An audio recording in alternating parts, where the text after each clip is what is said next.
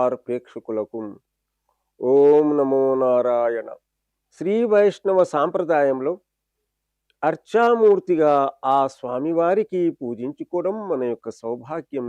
ఈ యొక్క కలియుగం శ్రీ వైష్ణవ సాంప్రదాయం అనగా అన్నటువంటి సాక్షాత్తు ఆ పరమాత్ముడు ఈ భూమిపైన ఎలా పుట్టాడు అనగా, చిన్న పిల్లవానికి ఎప్పుడైతే సుప్రభాతాలతో అనగా శ్రీ మహావిష్ణువుకు ఏ విధంగా మనం అనగా చిన్న పిల్లవాడు ఏ ప్రకారంగా అయితే ఉదయం నుంచి సాయంత్రం వరకు మనం ఎలా ఊడిగం చేస్తాము, ఎలా సేవింపజేస్తాము, ఆ ప్రకారంగానే ఈనాడు ఈ మన కలియుగంలో ఆ స్వామివారికి మనం సేవ చేస్తూనే ఉన్నాం. అనగా 16 స్వామివారి యొక్క 16 అంటే షోడశోపచారాలతో స్వామివారికి కీర్తించి పూజించి మనం ధన్యులమైపోతున్నాం. అనగా ఉదయం నుంచి ఎలాగైతే మనం సామాన్యమైనటువంటి మానవులం ఏ విధంగా అయితే ఉంటాము అనగా అనగా చిన్న పిల్లవాడు తన యొక్క తల్లి యొక్క గర్భం నుంచి వచ్చినప్పటి నుంచి అనగా ఆ యొక్క తల్లి గర్భం నుంచి వచ్చినప్పటి నుంచి శైశవ వృద్ధాప్యం వరకు కూడా కాదండి, తాను వెళ్ళిపోయేటి వరకు కూడా అనగా వెళ్ళిపోయేటప్పుడు అంటే శయనించే వరకు కూడా ఎలాగైతే మానవుడు ఉంటాడో ఈ సామాన్యమైనటువంటి మానవుడు ఆ ప్రకారంగానే షోడశోపచారాలుగా అనగా 16 రకాలైనటువంటి ఉపచారాలతో ఆ స్వామివారికి మనం కీర్తించడం పూజించడం జరుగుతూనే ఉంటుంది. అది ఈ కలియుగానికి ప్రత్యేకత. అనగా శ్రీ వెంకటేశ్వర స్వామి వారికే తీసుకుందాం. ఆ స్వామివారికి ఉదయం ఏం చేస్తారు, స్వామివారికి లేపడానికి సుప్రభాత గీతాలతో స్వామివారికి ప్రార్థన చేస్తుంటారు. సుప్రభాత సేవ అంటే ఓం అనగా ఈ కౌసల్య సుప్రజా రామ అన్నటువంటి పదం ఉంది ఇక్కడ. అనగా ఆ యొక్క కౌసల్య తల్లి శ్రీరాముల వారికి ఆనాడు ఇక్కడ ద్వారకాపురిలో లేపిందట. ఓ రామా లేవయ్యా, నీ గురించి భక్తులందరూ కూడా ద్వారపాలకులో నిలబడ్డారు, వారికి దర్శనం ఇవ్వడానికి నీవు లేవయ్యా అనగా శ్రీ వెంకటేశ్వర స్వామి కూడా ఉదయం పూట సుప్రభాత సేవ చేస్తుంటారు. సుప్రభాత అంటే సేవ స్వామివారికి లేపడం, ఈ ప్రకారం లేపడం, మరి వారికి ప్రసాద రూపంలో వాళ్ళకు నైవేద్యం పెట్టడం, స్నానపానాదులు చేయించడం, మరి వారి యొక్క అర్చనలు చేయడం, సేవ చేయడం, మళ్ళీ మధ్యాహ్నం భోజనం స్వామివారికి మహానైవేద్యం పెట్టడం, ఈ ప్రకారం మనం సామాన్యంగా ఏ వ్రతం చేసుకున్నా కానీ షోడశోపచారాలతో అనగా చూడండి ఎంత అదృష్టవంతం. మనం కలియుగంలో స్వామివారికి ఎలా పూజిస్తున్నామంటే సాక్షాత్తు ఆ పరమాత్ముడు ఈ భూమిపైన మనతోనే నాతోనే నా ఎంబడే ఉన్నాడు అన్నటువంటి భావనతో మనం జీవిస్తున్నాం. అది గొప్ప మాట. అనగా శ్రీ మహావిష్ణు సాక్షాత్తు నాలోనే ఉన్నాడు, నా ఎంబడే ఉన్నాడు, నా ద్వారానే పని చేస్తున్నాడు అన్నటువంటి విషయము కలుగుతుంది ఎప్పుడైతే షోడశోపచారాలతో స్వామివారి యొక్క పూజలు చేస్తుంటాము. ఇది కలియుగానికి కలిగినటువంటి ఎంత భాగ్యవంతులం కలియుగంలో. అందుకే ఈ కలియుగంలో కేవలం మాత్రం ఏ తపస్సు లేదు, యజ్ఞయాగాదులు లేవు, కేవలం మాత్రము నామ సంకీర్తన మాత్రమే ఉంది.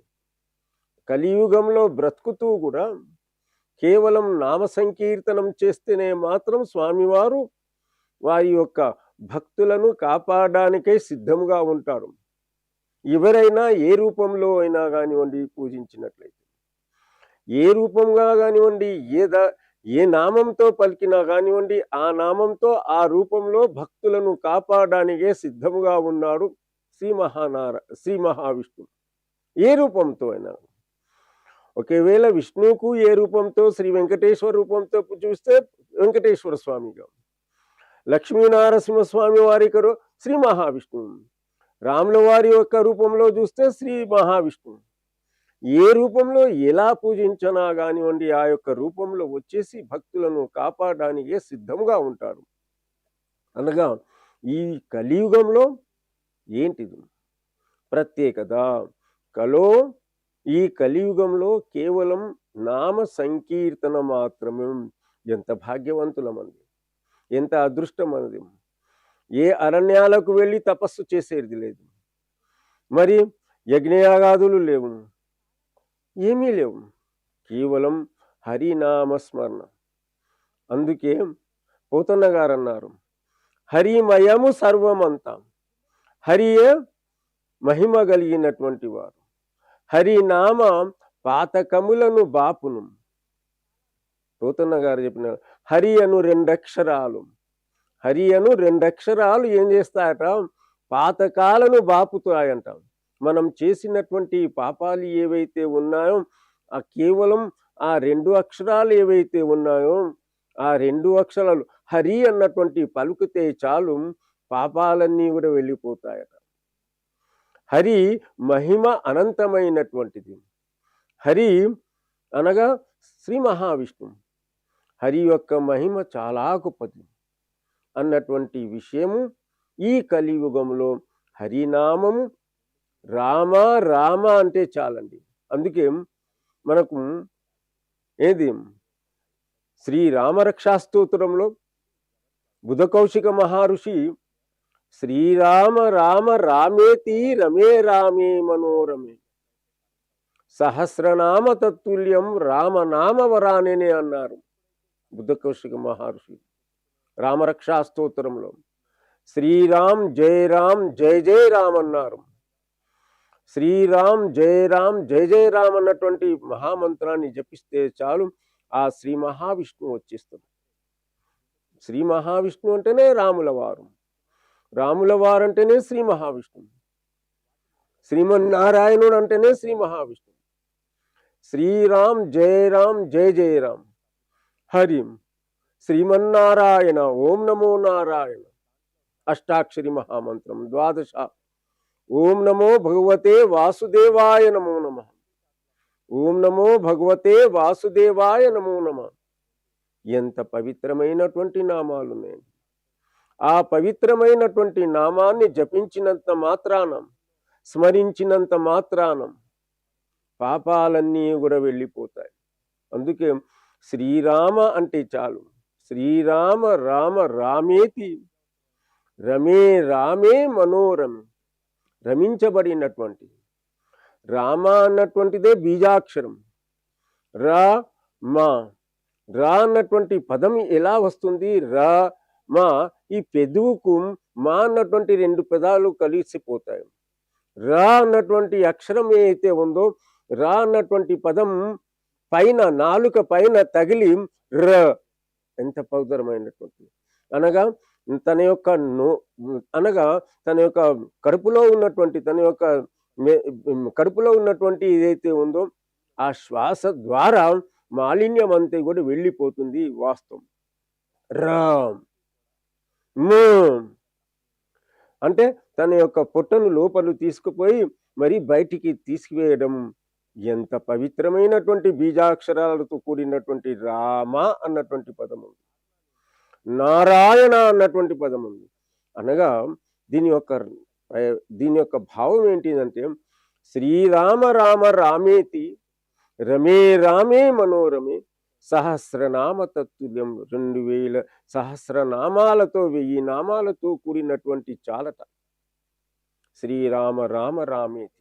అనగా దీని యొక్క అర్థం ఏంటిదంటే ఈ కలియుగంలో ఎంత మంచి భాగ్యాన్ని కల్పించాడు ఆ శ్రీమన్నారాయణుడు. ఆ శ్రీ మహావిష్ణు యొక్క మహిమ ఇది. శ్రీమన్నారాయణుడు మనకు ఎంత కేవలం నా యొక్క పదాలను, నా నామాన్ని స్వీకరించండి అన్నటువంటి విషయానికి ఆ యొక్క మన చాలా గొప్పవాళ్ళు, చాలా అదృష్టవంతులు. ఇది శ్రీమన్నారాయణ శ్రీ మహావిష్ణు యొక్క మహిమ. అందుకే ఈ ప్రకారంగా పోతన్న గారు కానివ్వండి, పోతన్న గారు సాక్షాత్తు మహాభాగవతాన్ని తెలుగులో మనకు అనువాదం ఇచ్చినటువంటి శ్రీ శైవ మతానికి సంబంధించినటువంటి వారు.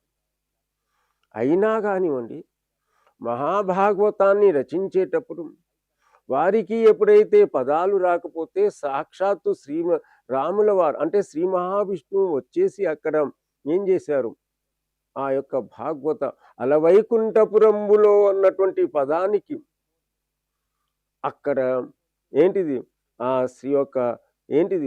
శ్రీ మహావిష్ణువే వచ్చేసి సాక్షాత్తు ఆ మహాభాగవతం రచించాడు. కొన్ని పదాలు రాయకపోతే ఆ రాయడానికి వెనుక ముందు అవుతే పోతన్న గారు. అనగా దీని యొక్క అర్థం ఏంటంటే సాక్షాత్తు ఏంది పోతన్న గారికి దర్శనమిచ్చినటువంటి పదాలను అంటే పద్యాలను వర్ణించి వెళ్ళిపోయారు సాక్షాత్తు ఆ మహాభాగవతంలో అనేకమైనటువంటి ఘట్టాలను. ఇది అదే ఎందువలన వచ్చాడు అన్నటువంటి విషయానికి శ్రీ మహాభాగవతాన్ని రచించారు. మామూలు విషయం కాదు, చాలా గొప్పదైనటువంటి విషయం. సంస్కృత భాషలో ఉన్నటువంటి మహాభాగవతాన్ని తెలుగులో అంటే తెలుగుతనాన్ని చెప్పుతూ తెలుగుతనములో తెలుగు యొక్క వారు ఎలా ఉంటారు అన్నటువంటి విషయాలను శ్రీ మహాభాగవతంలో వర్ణించినటువంటి వారు పోతనామాత్యులు. ఈ విధంగా అనగా ఆ వైకుంఠము నుంచి వచ్చేశారు. అలాగనే గజేంద్ర మోక్షం మనం చూసుకున్నా కానివ్వండి, వైకుంఠంలో ఉన్నటువంటి వారు శ్రీమన్నారాయణుడు, శ్రీ మహావిష్ణువు. గజేంద్రుడు ఒక్కసారి అతను ప్రార్థన చేస్తుంటే ఆ వైకుంఠంలో ఉన్నటువంటి లక్ష్మీదేవితో ఉంటే ఆ లక్ష్మీదేవిని కూడా లెక్క చేయక ఏం చేశారు, శ్రీ మహావిష్ణు ఆ లక్ష్మి తన యొక్క భార్యామణి అయినటువంటి అమ్మవారిని కూడా లెక్క చేయక వదిలేసి ఎవరు ఆ యొక్క ఏనుగును గజాన్ని రక్షించారు. అంటే చెప్పే తాత్పర్యం ఏంటిదంటే కేవలం నామ మాత్రం, అనేకమైనటువంటి ఇది మహిమలు. ఆ ప్రకారంగానే ఈ యొక్క దక్షిణ ప్రాంతానికి సంబంధించినటువంటి భద్రాచల కంచర్ల గోపన్న గారు, కంచర్ల గోపన్న గారి యొక్క పేరు ఏంటిది, రామదాసు. అంటే రాముల వారి యొక్క దాసు. ఆ యొక్క కంచర్ల గోపన్న గారు 16వ శతాబ్దంలో ఏదైతే భద్రాచలంలో దేవాలయాన్ని నిర్మించాడో, ఎవరి యొక్క డబ్బు, ప్రజల యొక్క డబ్బు. అంటే వారు ప్రజాధికారిగా ఉన్నప్పుడు ఆ దేవాలయాన్ని నిర్మించిన అనంతరం ఏం చేశారు, అక్కడ అనేకమైనటువంటి సీతారాముల వారికి బంగారంతో ఏంటిది వజ్ర వైడూర్యాలతో కూడినటువంటి అలంకారానికి సంబంధించినటువంటి భూషణాలు కూడా నిర్మించారు, కట్టారు. ఆ విషయాన్ని ఇక్కడ ఉన్నటువంటి కులీ కుతుబ్ షా ఆనాటి కాలంలో ఏం చేశారు, ప్రభుత్వం డబ్బును అసలు కట్టలేక నువ్వు ఏం చేశారు, దేవాలయంను కట్టారు అని చెప్పి ఏం చేశారు, ఆ యొక్క దేవాలయంలో ఉన్నటువంటి అర్చామూర్తితో మాకేం చేయాలి, మాకు అవసరం, నా డబ్బు నాకు కావాలన్నట్టు ఇబ్రాహీం కులీ కుతుబ్ షా ఏం చేశాడు, ఆ యొక్క భద్రాచలం నుంచి తెచ్చి యొక్క గోల్కొండలో బందీఖానాలో వేశాడు. ఆ బందీఖానాలో ఉంటూ కూడా రామదాసుల వారు అనేకమైనటువంటి పద్యాలు గేయాలు రచించారు. చివరికి అనేకమైనటువంటి బాధలు ఇచ్చాడు. అయినా కానివ్వండి సహించుకుంటూ ఉంటే ఈ కలియుగంలో మన ముంగట జరిగినటువంటి విషయం, మొన్నటి మనం ఏది అయోధ్య ప్రాంతానికి తెలుసుకున్నాం, వెంకటేశ్వర స్వామి వారి యొక్క విషయాన్ని తెలుసుకున్నాం. అక్కడ ఆ యొక్క రామ్జీ లక్ష్మణ్జీ సాక్షాత్తు ఆ శ్రీ మహావిష్ణు యొక్క స్వరూపమైనటువంటి రామ్జీ లక్ష్మణ్జీ అన్నటువంటి వారు, తీసుకో నీ యొక్క సొమ్ము, నీ యొక్క డబ్బులు, నీ యొక్క ధనం ఎంత కావాలో తీసుకో, నా దేవాలయానికి కట్టినటువంటి ధనాన్ని నీకు ఇస్తున్నాను ఓ రాజా అన్నటువంటి రాత్రి సమయంలో వచ్చేసి అంటే ఆ రాజుకు ఇచ్చేశారు.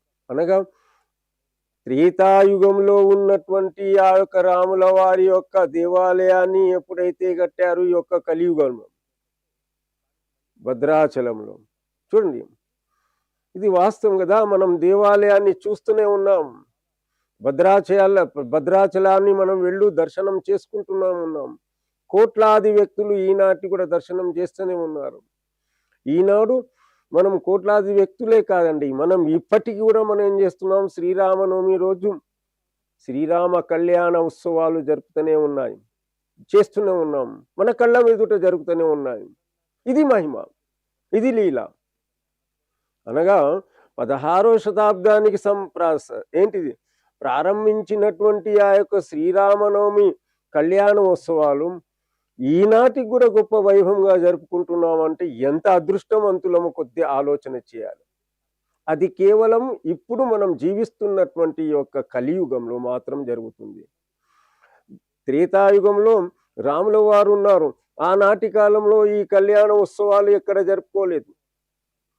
త్రేతాయుగంలో రాముల వారి యొక్క మహిమలు అనేకమైనటువంటి ఉన్నాయి, మనం ముందు ముందు చెప్పుకుంటాం.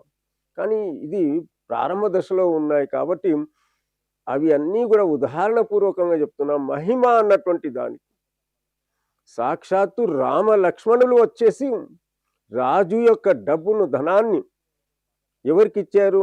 ఆ రాజుకి ఇచ్చేశారు. ఎన్ని కష్టాలు పెట్టారు వారికి. ఎవరికి? కంచర్ల గోపన్న గారికి, అంటే రామదాసుల వారికి. ఇన్ని కష్టాలను సహిస్తూ కూడా ఆ శ్రీరామనామ అన్నటువంటి పదాన్ని ఉపయోగించి ఆ రాముల వారికే దర్శనం చేసుకొని ఆ రాముల వారిపై తమ యొక్క జీవితాన్ని గడిపినటువంటి వారు కంచర్ల గోపన్న గారు. ఈ ప్రకారం అనేకమైనటువంటి మహిమలు ఆ దేవాలయానికి లక్షలాది మంది, కోట్లాది మంది కాదు, 600 సంవత్సరాలు, దాదాపు 500 సంవత్సరాలు పూర్తయిపోయాయి. అయినా కానివ్వండి, ఆ భద్రాచల వాసుని యొక్క దర్శనం చేసుకొని మనం ఎన్నో మహిమలు పొందుతున్నాం. ఎన్నో లీలలు వారి ద్వారా వింటున్నాం, చూస్తున్నాం, జరుగుతూనే ఉన్నాయి. ఇది మహిమ. మహిమ అంటే త్రేతాయుగంలో జరుగుతున్నటువంటి శ్రీరాముల వారి యొక్క చరిత్ర మనం పాడుతూ వారి యొక్క విషయాలను తెలుసుకుంటూ ఆ లీలలను చూస్తూనే ఉన్నాం. అంతేందుకండి, శ్రీరామనవమి ఉత్సవాలు జరుగుతున్నాయి అంటే ఎంత, ఆ 9 రోజులు, ఆ 9 రోజులు ఎంతో ఉత్సాహంగా, ఆనందంగా ఆ యొక్క ఉత్సవాలు జరుపుకుంటాం. అంటే చివరి రోజు స్వామివారి యొక్క ఏంటిది కళ్యాణోత్సవం, మరి దశమి రోజు మరి ఒక పట్టాభిషేకం, ఇలా ఈ ప్రకారంగా మనం ఉత్సవాలు జరుగుతూనే ఉన్నాయి. అనగా దీని యొక్క అర్థం ఏంటి అంటే మహిమలు, శ్రీ మహావిష్ణు యొక్క మహిమ. ఇది మన పైన ఎన్నో కోట్లాది మహిమలు ఉన్నాయి.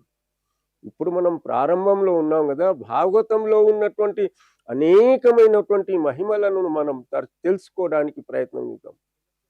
అయితే జగద్గురు వారైనటువంటి వారు శ్రీమద్ రామానుజాచార్యుల వారు కూడా సాక్షాత్తు రామానుజాచార్యుల వారు అంటున్నాం.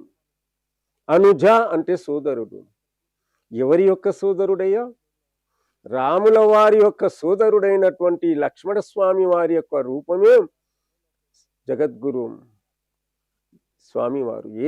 అంటే శ్రీ రామానుజాచార్యుల వారు. ఆచార్యుల వారి యొక్క శతకోటి వారికి ఎన్ని కోట్ల మనం ఏంటిది రుణాలు బంధం ఉన్నాము జగద్గురు రామానుజాచార్యుల వారికి. రాముని యొక్క అనుజుడైనటువంటి సాక్షాత్తు లక్ష్మణస్వామి వారి యొక్క అవతారమైనటువంటి సాక్షాత్తు రామానుజాచార్యుల వారు. సమతామూర్తి అనగా వారి వద్ద శ్రీమన్నారాయణుని యొక్క ఏ ప్రకారంగా అయితే అలంకరింపజేసుకుంటారో ఆ ప్రకారంగా శ్రీ మహావిష్ణువు యొక్క అలంకరణ అలాగనే నామాలు పెట్టుకొని వారు దాదాపు 100 సంవత్సరాల పైగా జీవించినటువంటి వారు శ్రీమద్ రామానుజాచార్యుల వారు. అనేకమైనటువంటి గ్రంథాలు రచించారు, అనేకమైనటువంటి మహిమలు చేసినటువంటి వారు శ్రీమద్ రామానుజాచార్యుల వారు. శ్రీమద్ రామానుజాచార్యుల వారు జ్ఞాపకం వచ్చిస్తున్నారు ఈ ఎపిసోడ్లో అంటూ, వారికి ప్రపంచమంతా కూడా సనాతన ధర్మంలో ఉన్నటువంటి వారందరూ కూడా రుణపడి ఉన్నారు. ఎందువలన ఉన్నారు అన్నటువంటి విషయానికి ఒక్కసారి మనం జ్ఞాపకం చేసుకుందాం. శ్రీమద్ రామానుజాచార్యుల వారు గోవిందాచార్యుల వారి వద్ద ఎప్పుడైతే దీక్షను పొందారో, ఆ దీక్షను పొందిన అనంతరం రామానుజ, నీకేదైతే మంత్రాన్ని ఇస్తున్నాను ఆ మంత్రాన్ని ఇతరులకు ఇవ్వకూడదు. అనగా ఆ మంత్రము తన యొక్క మనసులోనే దాన్ని పారాయణము చేయాలి. ఆ మంత్రాన్ని కేవలం గుప్తముగా ఇచ్చాను, గుప్తంగానే ఉంచుకోవాలి అన్నటువంటి విషయాన్ని బోధించారు రామానుజాచార్యుల వారికి. అప్పుడు బోధిస్తే, ఆ మంత్రాన్ని నేను మాత్రం ఉంచుకుంటే నేను మాత్రం వైకుంఠానికి పోతాను, ఈ ప్రపంచంలో ఉన్నటువంటి వారు ఎవరు కూడా వైకుంఠం వెళ్ళకూడదా అన్నటువంటి భావన వారి వద్ద వచ్చింది. ఆ భావన చూడండి ఎలా వచ్చింది. అందుకే సమతామూర్తి అయ్యారు వారు.